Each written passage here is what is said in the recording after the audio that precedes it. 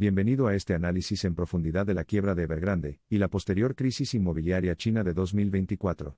Este evento sin precedentes ha provocado conmociones no solo a través de China sino también en todo el mercado financiero global, dejando a los formuladores de políticas y a los inversores luchando por encontrar soluciones.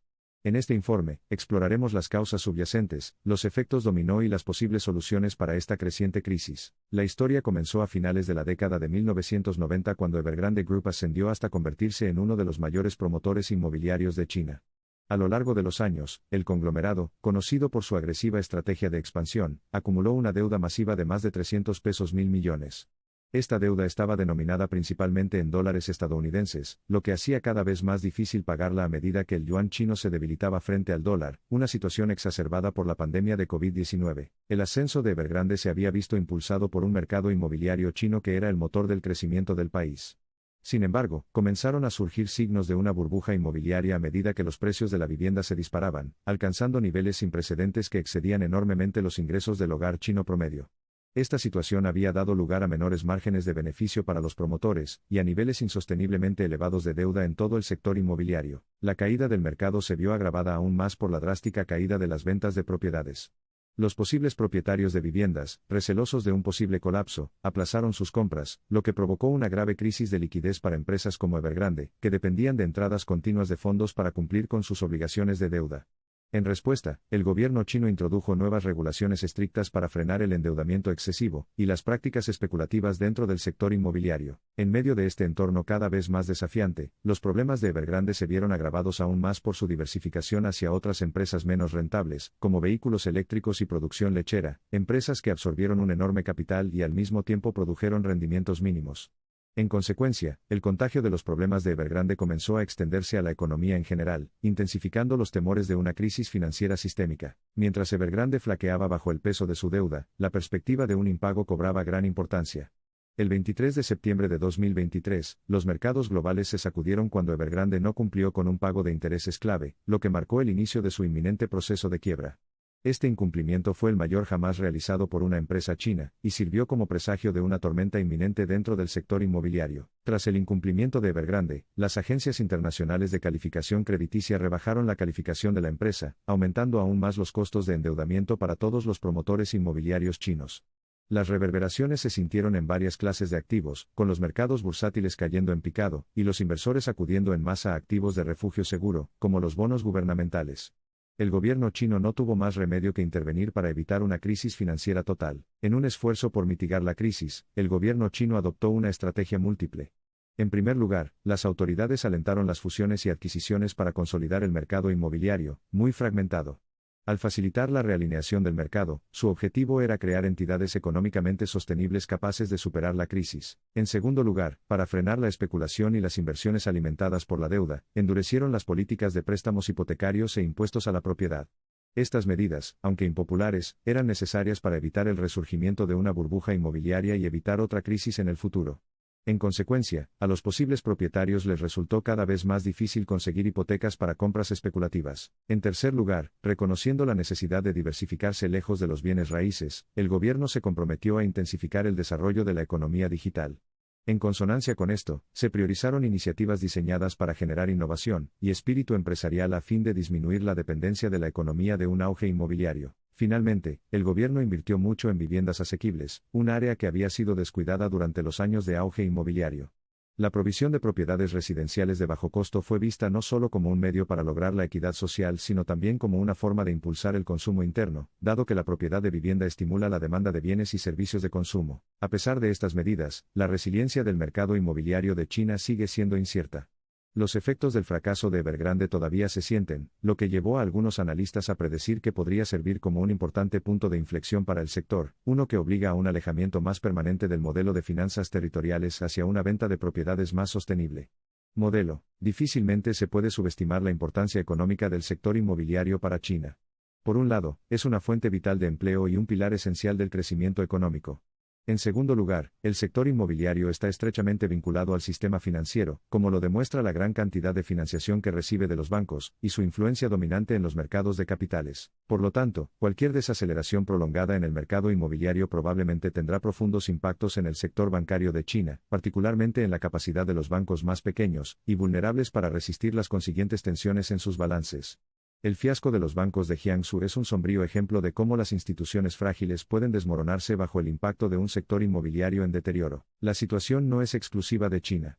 Un análisis más profundo de la caída de Evergrande revela temas más amplios que se están desarrollando en toda la economía global, como la creciente interconexión y los riesgos sistémicos dentro del sistema financiero, las consecuencias del apalancamiento corporativo excesivo, los desafíos de abordar un mundo pospandemia, y las compensaciones entre desarrollo y sostenibilidad ambiental. La crisis de Evergrande sirve como una llamada de atención, no solo para China, sino también para el resto del mundo. Subraya la necesidad de que los países construyan un modelo económico resiliente y sostenible que pueda capear las inevitables crisis cíclicas. Exige un cambio en el pensamiento económico dominante, alejándolo del crecimiento a corto plazo y acercándolo a un desarrollo sostenible y equitativo a largo plazo. Pero en medio del caos y la incertidumbre, hay destellos de esperanza. Los inmensos desafíos que enfrenta Evergrande ya han llevado a algunas ramificaciones beneficiosas.